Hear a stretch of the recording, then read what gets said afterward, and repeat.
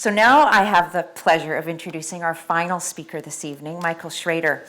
Michael is a teacher, a part-time journalist, and the founder of Ride, Don't Hide, which is Canada's largest annual participatory mental health awareness event.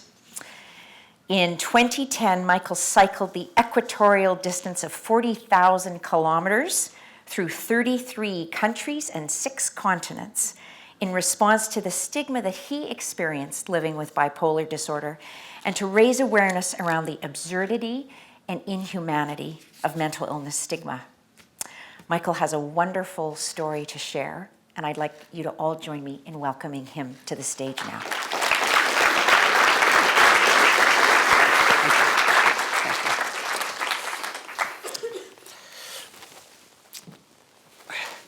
6'9", 5'9". The guy's a full foot taller than me. And I know you're looking at me. I can barely fit in this shirt.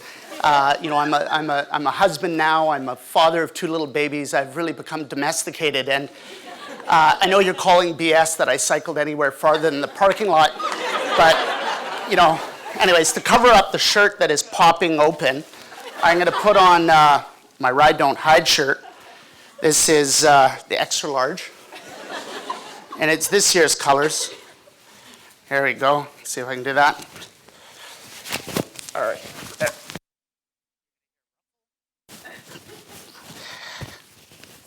Move the mic. There. And there. Good. All right.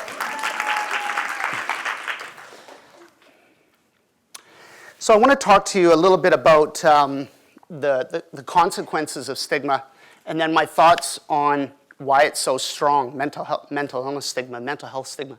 Sorry about the title, the stigma and its damaging effects. It's a little confusing, but let's first talk about the repercussions. Isolation and ostracization. As the uber social animal that we are, it's absolutely essential that we feel that we belong to the group, right? And yet, if someone comes into work tomorrow with a cast on his leg, they will get all of that support needed. They'll get the bad jokes, they'll get the signing of the cast. All the way around, through the process of healing, there will be this reinforcement that you are still part of the group and that everything will be fine. But now imagine a person showing up to work tomorrow saying, sorry, I missed last week's work, I had a schizophrenic episode. Or saying sorry to his friends that they missed the weekend social obligations because they were in a hospital with their brother that was dealing with a mental illness. If you were so foolish to divulge that, there is a good chance that you are standing to miss future professional opportunities and social opportunities.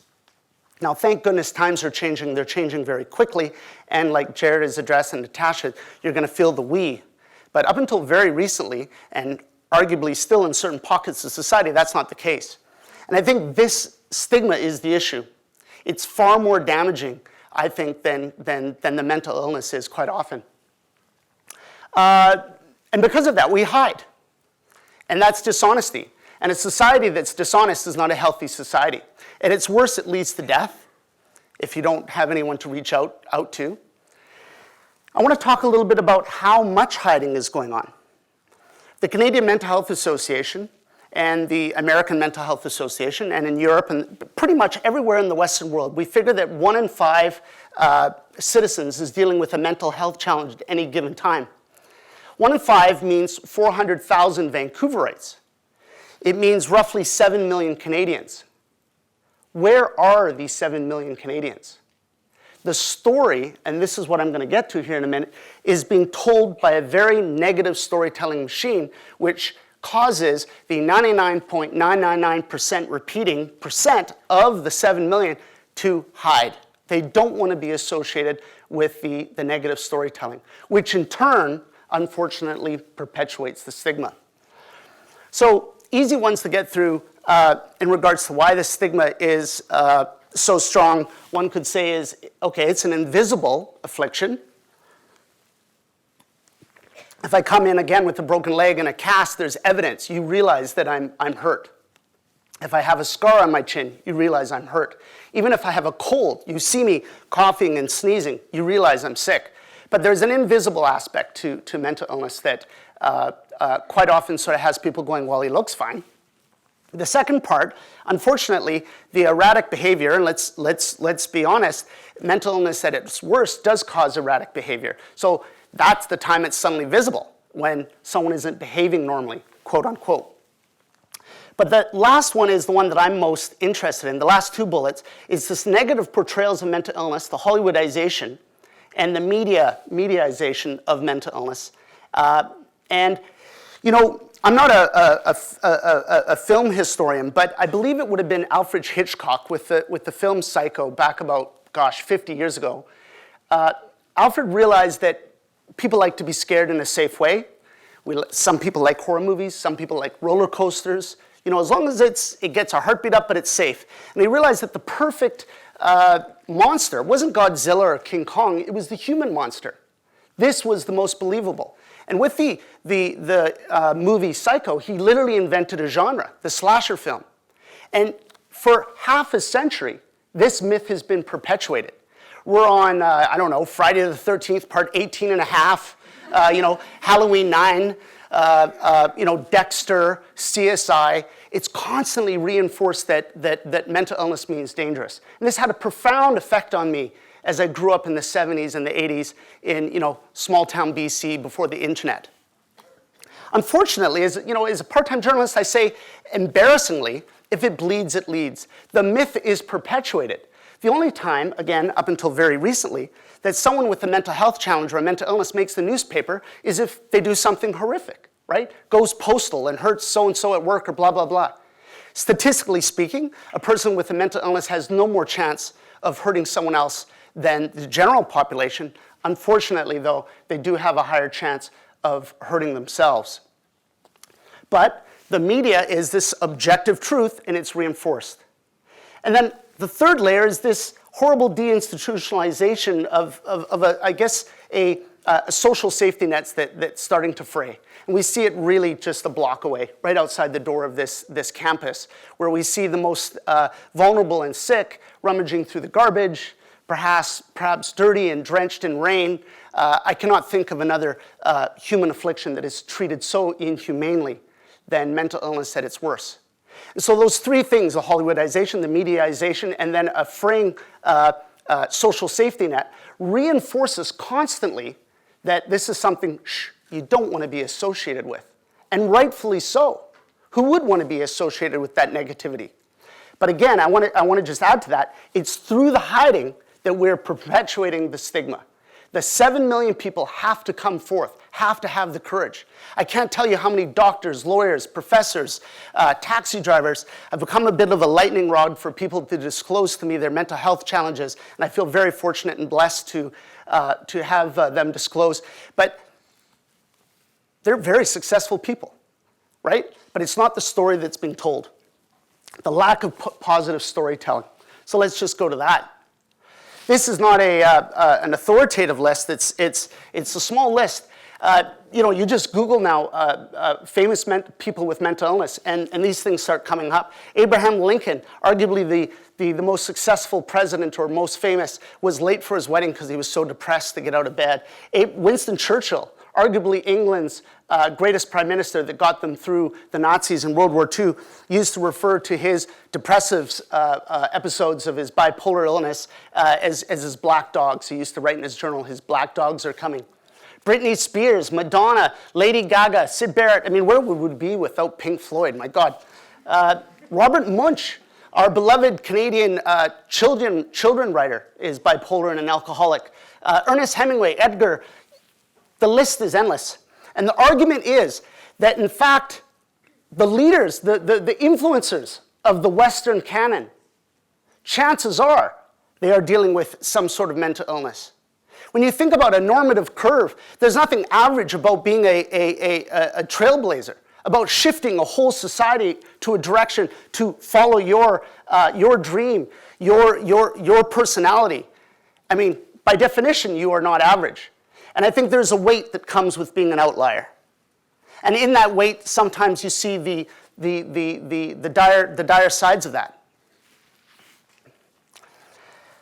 Steve Jobs, Ted Turner, I mean, these are the makers of today's modern world, right? Ted Turner with CNN, Steve Jobs, where would I be without my Apple phone? Where would we be without Steve Jobs? And here's what's interesting. The stigma is so strong that we sometimes accidentally whitewash history. We turn these leaders into caricatures. And so Madonna is just the songwriter. At least 2 psychology textbooks I've read speak of her personality disorders. But we don't talk of that. We just know Madonna is the musical icon. Steve Jobs is Apple. We don't hear that the guy sometimes would go a week without bathing, that would walk around barefoot, was a horrible guy to work for. Was it just a, A+ a-hole? But all we hear about is Steve Jobs and giving us Apple. So some of that is accidental because history tends to whitewash. But some of it's very deliberate. Some of you may have read the autobiography of Steve Jobs, written by a very famous biographer. It came out about five years ago. And Steve Jobs was still alive. He hadn't succumbed to his pancreatic cancer at the time. And the biographer said, look, this isn't going to be necessarily a pretty picture. I've talked to your coworkers. I've talked to the people around you, and it's going to be real. And he said, go for it. And that was a bestseller, and it was amazing. And yet, just last year, Apple was unhappy with that portrayal of their founder, and they wrote the authoritative biography of Steve Jobs.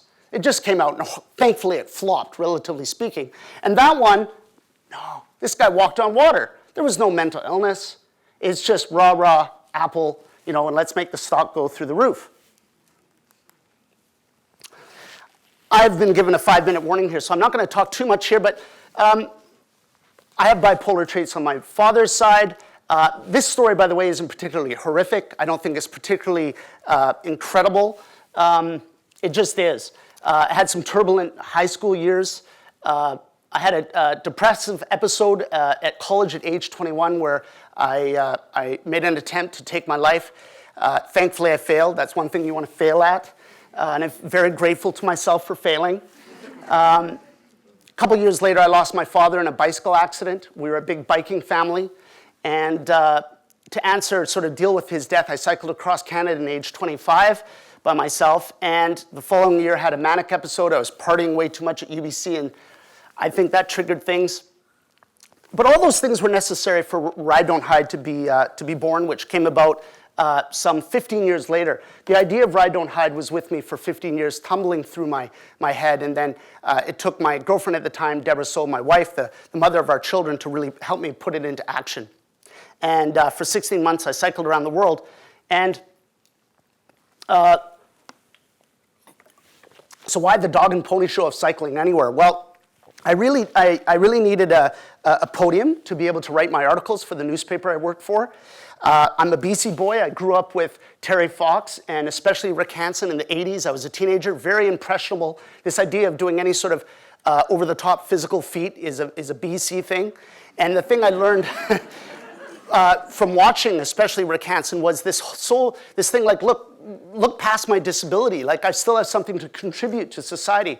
There was something very meaningful there for me as I was going through my emotional struggles. This idea that I'd always been carrying with me, that mental illness is a lack of character, it's a weakness, and for me to cycle solo around the world really had to help, for people to watch perhaps, but also to answer that question in myself that has nothing to do with weakness. It has nothing to do with strength of character. I went down the western seaboard of North America, South America, then from Buenos Aires I flew to Sydney, up the east coast of Australia to Cairns, then to Singapore, Malaysia, Thailand, Cambodia, Vietnam, and then flew from Hanoi to Hong Kong, cycled up the eastern seaboard of China to Shanghai. Then I flew to Finland, down through the Baltics, along the Mediterranean, part of Africa there, Morocco. I was supposed to do more, but we realized coming across Canada would be more of the Canadian Mental Health Association is a national organization, and came across from Halifax to Vancouver. There I am leaving on my first day, putting a 15-year-old dream into action. I remember everything, every color, every detail. I want to talk about this. It's about 2 weeks into my trip, and the euphoria of my departure is now gone.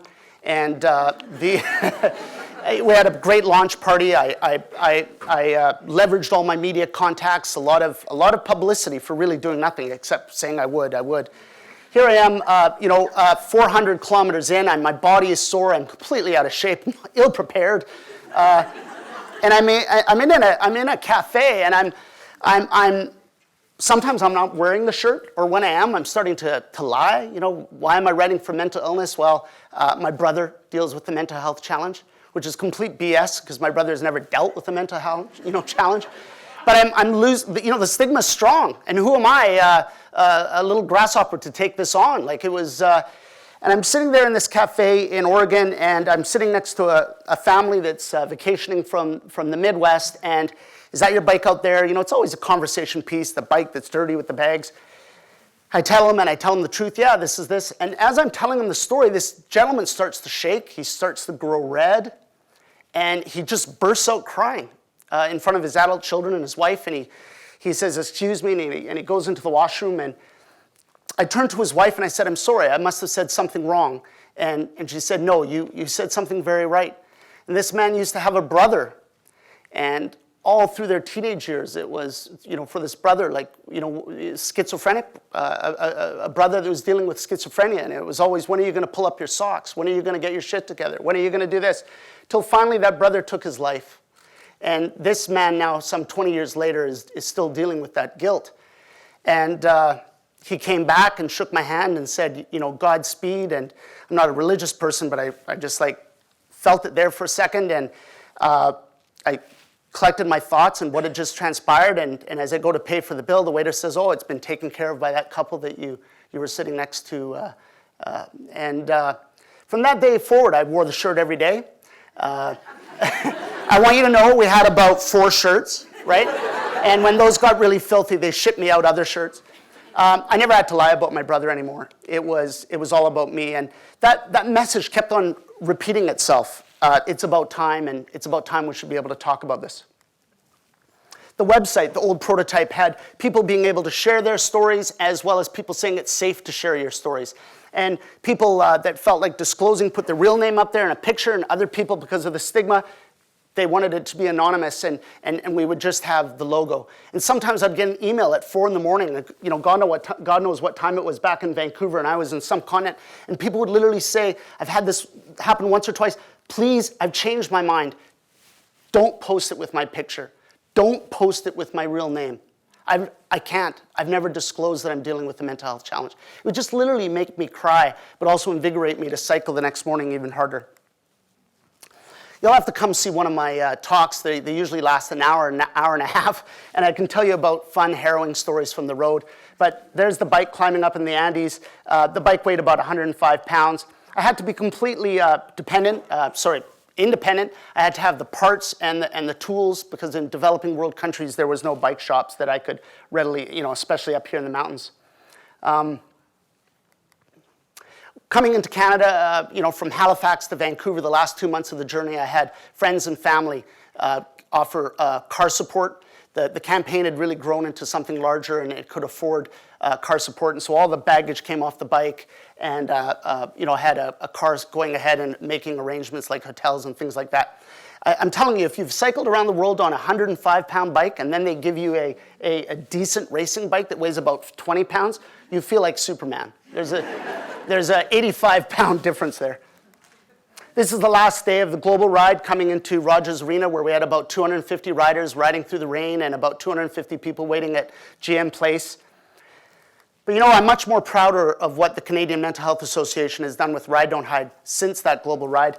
That first June, we had 2 rides in BC with, you can see the amount of riders. And every June since then, we're on our 5th one, we've had an annual Ride Don't Hide.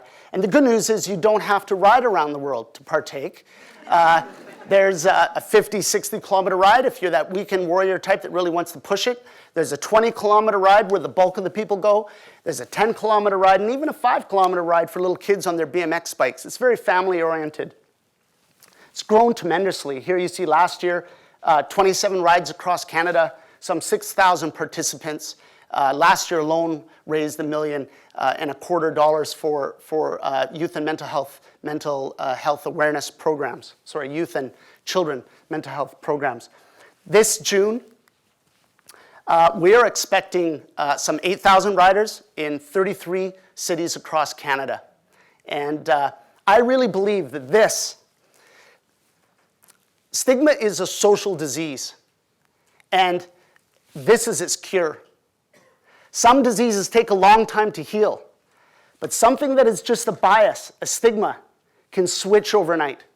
And when you see children laughing in the sun, and you see families together, some of them wearing tags saying, I'm riding for my uncle, or I'm riding for myself, the stigma's gone.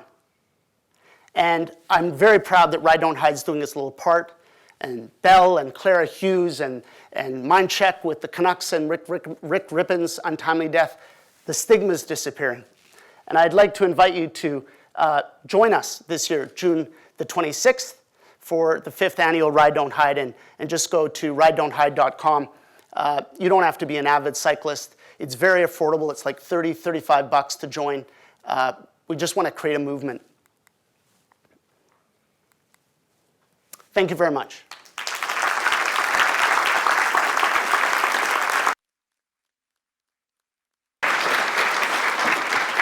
Thank you, Michael. Okay. So I want all of you to bookmark June 26th on your calendar. Michael will be there with that shirt on, or will you have a cleaner one?